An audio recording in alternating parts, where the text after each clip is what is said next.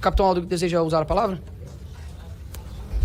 A escola Antônio Vieira, que é um colégio católico, passou a adotar, dentro dos seus livros, um livro da autora Djamila Ribeiro. Qual o nome desse livro? Pequeno Manual Antirracista. Está aqui. A autora Djamila Ribeiro, ela aparece, numa consulta rápida, nas redes sociais. A autora desse livro, Manual Antirracista, ela está presente em quase todos os eventos de esquerda e de extrema esquerda. Uma das figuras mais influentes para ela é a Angela Davis, que já foi presa por diversos crimes e era da organização Panteras Negras.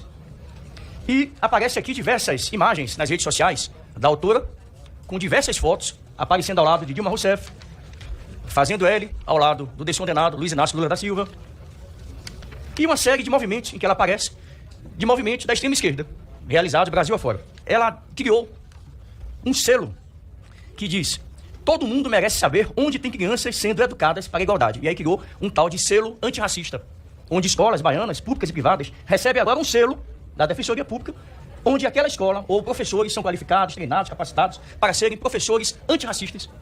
E sabe qual é a curiosidade? Que quando você pega os conteúdos ministrados por essas escolas, do tal selo antirracista, só tem frases, só tem textos condenando a extrema-direita. O honroso Colégio Antônio Vieira foi criado em 15 de março de 1911. É um dos mais tradicionais colégios privados da Bahia, formador de gerações.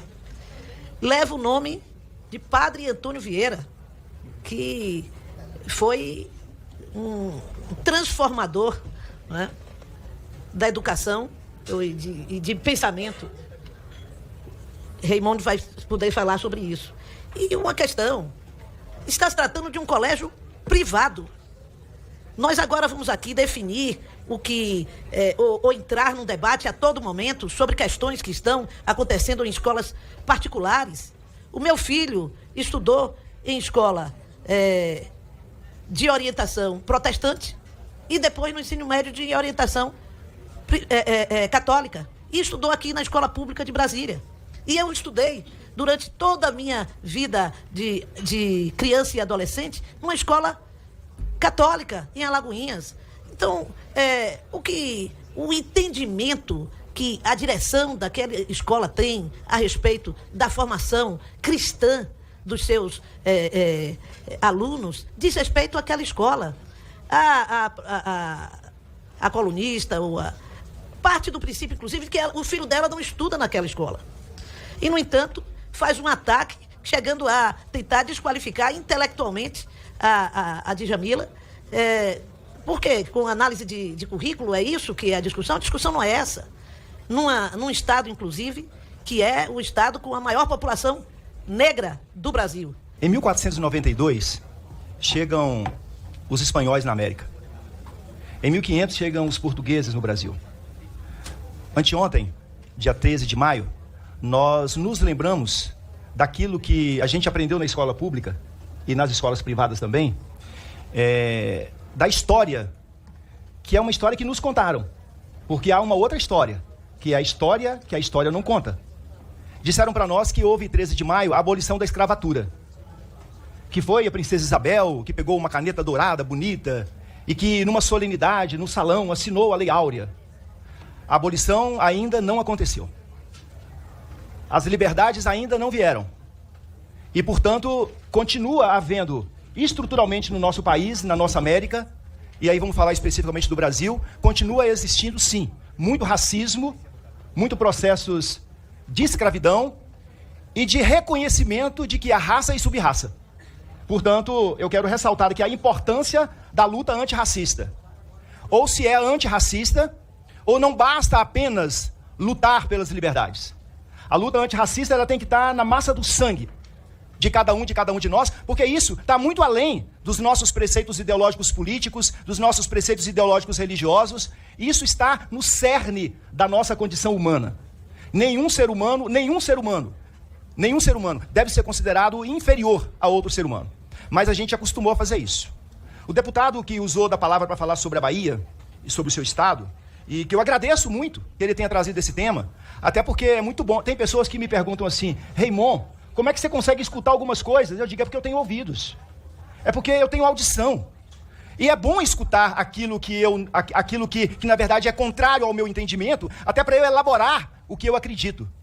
E aí, eu quero aqui fazer uma saudação, agradecer a memória de Djamila, agradecer a memória de Angela Davis, agradecer a memória de Dilma Rousseff, 3 mulheres potentes.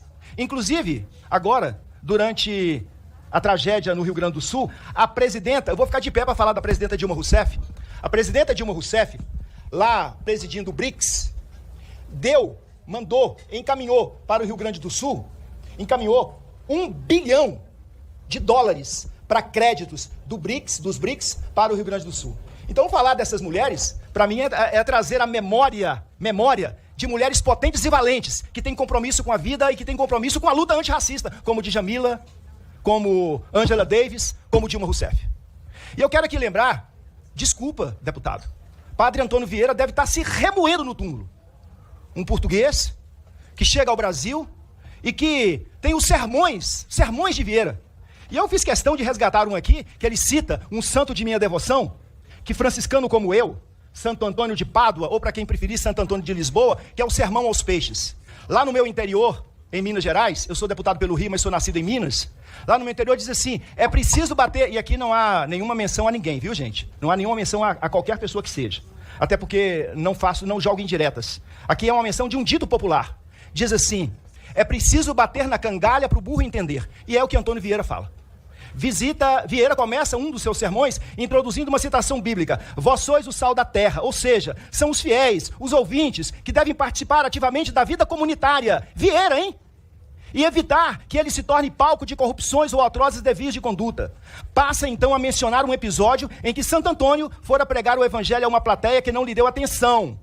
A plateia não lhe deu atenção. Estava na cara a política racista, a dimensão racista do povo brasileiro, mas nós não demos atenção a ela. E aí, olha só o que acontece. Quando essa plateia não lhe dá atenção, resolveu pregar aos peixes. Já que a terra não se deixa salgar, dizia Antônio, dirijo-me ao mar e converso com os peixes. A política antirracista é uma política que tem que estar no DNA da humanidade. E aí, educação, tem educação fenomenológica e educação confessional. A escola Padre Vieira tem que decidir qual escola de educação que ela quer dar. E hoje uma educação, nós não podemos, eu sou católico, cristão, sou padre ordenado, sou frade franciscano, e eu, que entendo a dimensão da minha fé e não faço proselitismo dela, eu tenho que dialogar sim com o candomblé, com a umbanda, com o espiritismo, com todas as manifestações religiosas, porque a intolerância religiosa é que leva a coisas descabidas como essas, que a gente entende que na verdade a gente tem que condenar o Estado da Bahia porque dá um selo antirracista. Ô Estado da Bahia, eu te aplaudo, porque você nomeia algumas escolas como antirracistas e diz assim, todas as escolas são chamadas a ser antirracistas. O selo antirracista, portanto, ele é na verdade um prêmio. Queria eu que as escolas do Rio de Janeiro também pudessem passar por esse crivo. Ah, como eu queria.